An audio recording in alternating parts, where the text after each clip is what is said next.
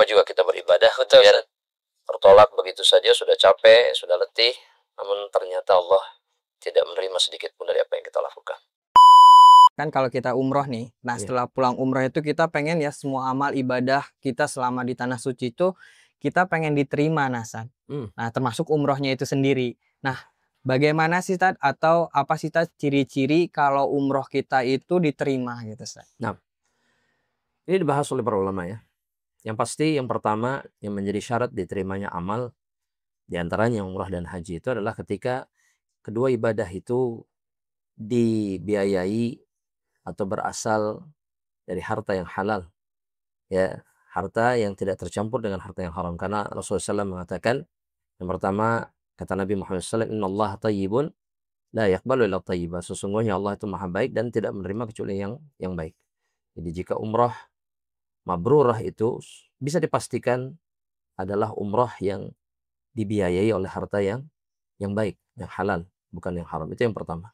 Yang kedua, di antara ciri umrah yang mabrurah atau diterima oleh Allah Subhanahu wa taala adalah ibadah yang dilakukan ikhlas karena Allah Subhanahu wa taala dan mengikuti sunnah Rasulullah SAW. Jadi yang menyebabkan dia berangkat itu adalah Allah, mencari ridha Allah, balasan dari Allah. Yang kedua, tata caranya benar. Ya, itu perkara yang tidak boleh dianggap remeh.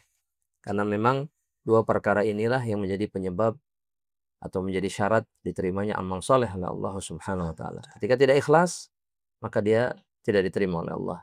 Ketika tidak sesuai dengan sunnah Nabi Muhammad SAW, dia pun tidak diterima oleh Allah Subhanahu wa ta'ala. Kemudian ciri yang ketiga adalah ibadah umrah ini dipenuhi dengan ketaatan. Ya, ibadah atau amal saleh yang dilakukan banyak di dalam proses perjalanan ibadah tersebut. Allah Ta'ala berfirman, hal jazaul ihsan illal ihsan. Bukankah balasan kebaikan, kalau Allah menerima satu kebaikan, Allah akan memberikan kebaikan yang lain. Jadi kalau di dalam perjalanan ini kita bersemangat untuk beribadah, kemudian senang sekali dengan ketaatan meskipun melatihkan, kan itu perjalanan yang sangat melatihkan, tapi bahagia dengan ketaatan, sibuk dengan ketaatan, maka insya Allah ini diantara isyarat bahwa Allah menerima kebaikan kita. Ya, dan yang mungkin terakhir bisa dikatakan sebagai syarat atau sebagai tanda ya terimanya ibadah umrah atau haji adalah ketika seseorang berubah ya menjadi lebih baik setelah dia melakukan ibadah-ibadah tersebut.